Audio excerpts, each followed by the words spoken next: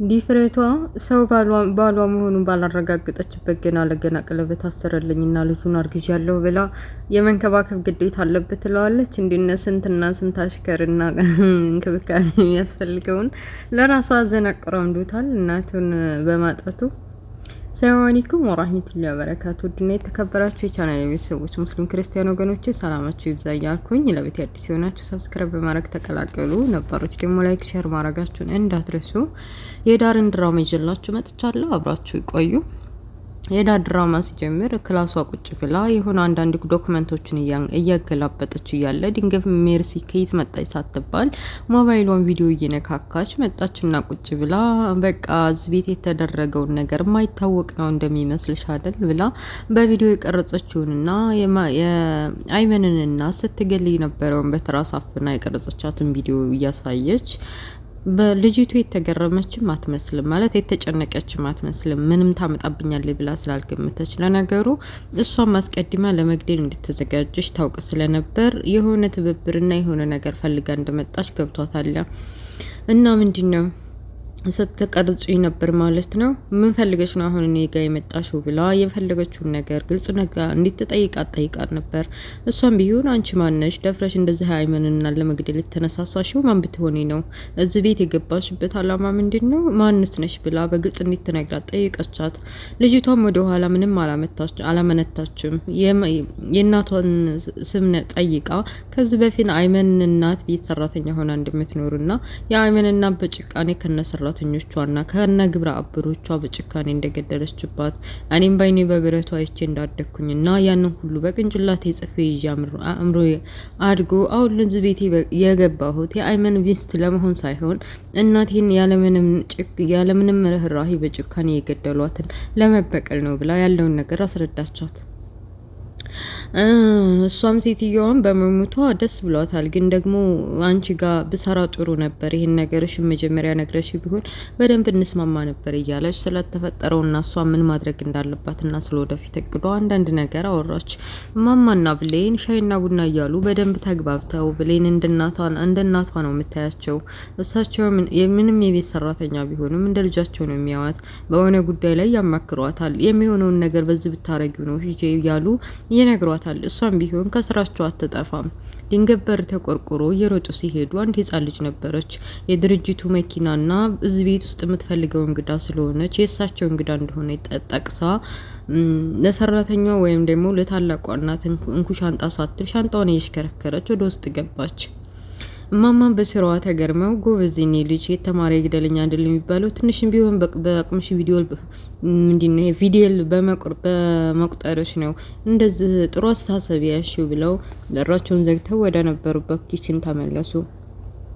ድንገት ብሌን ማን እንደሆነች የጻል ልጅ ጠጋ ብላ ጠየቀቻትና የሁሉንም ነገር መሄድ እንደምትፈልግና አክስቷን እንደጠየቀቻትና እሷን ፈልጋ እንደመጣች ስትነግራት ወሰደቻት።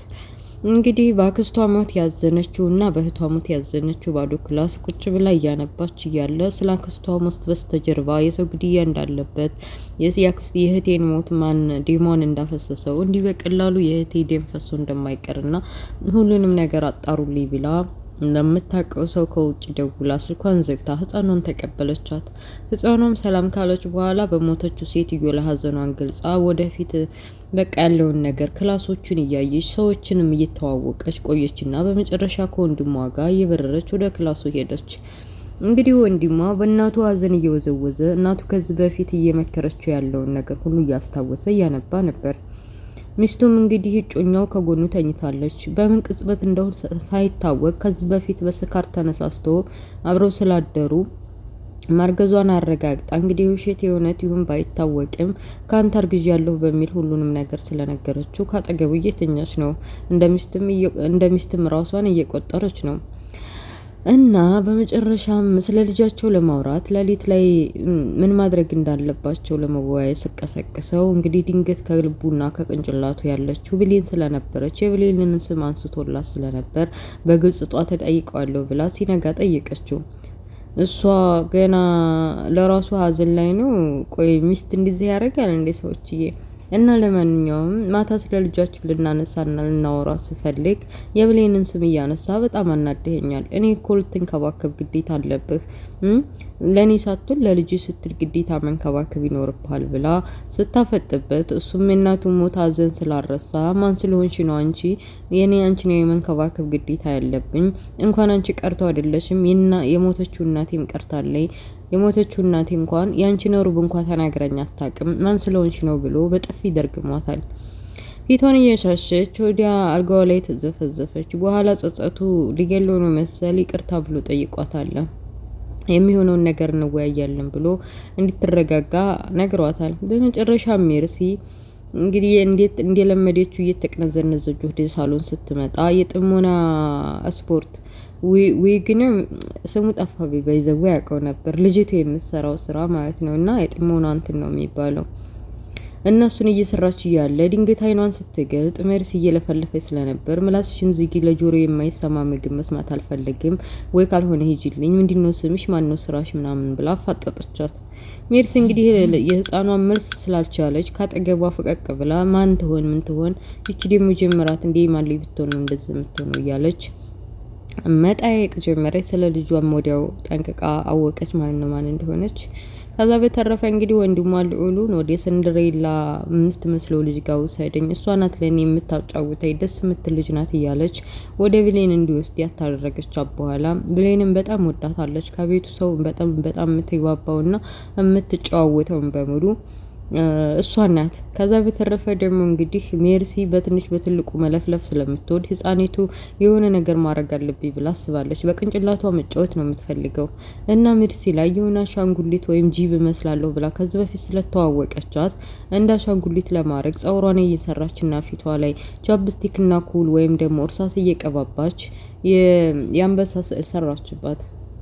በመጨረሻም የቤቲቱን እናትዮ የገደለችው ልጅና ነፍሰ ጡሯት ልጅ ያው እንግዲህ ለጋብቻ አንድ ክላሱ ነው ብዙ ነገር ስላሳለፉ ስላለፈው ነገርና ስለ ቀጣይ እቅዷ ጠየቀቻት። ቀጣይ እቅዴ እንግዲህ እንደምታየው አርግዣለሁ። ሲቀጥል አይመን እንግዲህ ቀለበት ማሰሩን እንዳለ ሆኖ ከዚህ በፊት በአደባባይ በህዝብ ፊት ጋብቻችንን በይፋ ብናወጣ ደስ ይለኛል እያለች ጽንሷን ሆዷን እየነካች አሳየቻት። ልጅቷም እንግዲህ ጥሩ ነው ደስ ይላል፣ አይ አሪፍ ነው እያለች ልጅቷ በውስጡ አቅዷ ሌላ ነው። እኔ በህይወት እያለሁ የኔ እናት በጭካኔ ተገላ እሱ ልጁን ሊያቅፍ ነው ማለት ነው፣ የማይታሰብ ነው።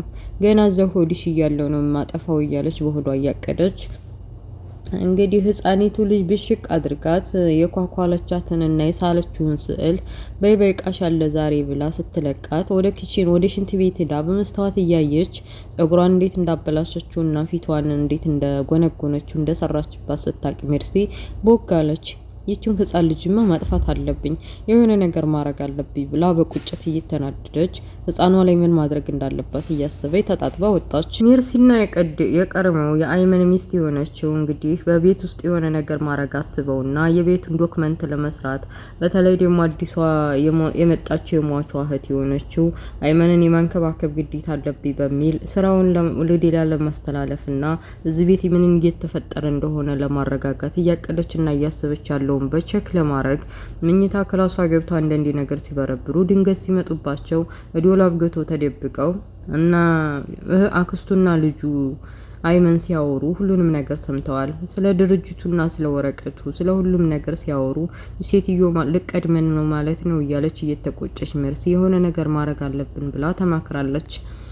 ከዛ ሲቀጥል እንግዲህ እድሉን እንጠቀምበት ብላ ነው መሰል ሜርሲ ህፃኗን ስታጫውት ከላይ ከፎቅ ከመጨረሻው ፎቅ ላይ ደረጃ ላይ ሆና ስታጫውታት ከዚህ ይሄ አጋጣሚ ጥሩ እድል ነው ብላ ልጅቷን ስታጫውታት ልጅቷም ተታላ እንግዲህ ነይ አቅፌሽ ላውጣ ብላ ከላይ ከፎቅ ካወጣቻት በኋላ ወዴታች ወዲ አስባልቱ ለቃታለች። እንግዲህ ውድ ቤተሰቦችዬ ያቺ ህፃን ልጅ የምትሞት ይመስላችኋል? እኔ አትሞትም ወይም ደግሞ እንዳልኩሽ ፓራላይዙና ዝም ያርጋት ወይም ደግሞ በህልሟ እንደዛ እያረገቻት መስሎኛል። እኔ በህልሟ መስሎኛል እንደዛ የምታረጋት። እና ወደ ቤተሰቦችዬ ያ ድራማ ይሄንን ይመስላል። እናንተ ሀሳባችሁ ምን ትላላችሁ? በኮሜንት አስፈሩልኝ። ለቤት አዲስ የሆናችሁ ሰብስክራይብ ማድረግ ተቀላቀሉ። ነባሮች ላይክ ሸር ማድረጋችሁን እንዳትረሱ። ስለነበረ ቆይታ አመሰግናለሁ። ስለምትተባበሩ ስለምታበረታቱኝ ከልብ እያመሰገንኩኝ ለዛሬ ይሄን ያክል ይበቃናል። ኔክስት በሌላ እስከምንገናኝ ባይ ባይ ቻው።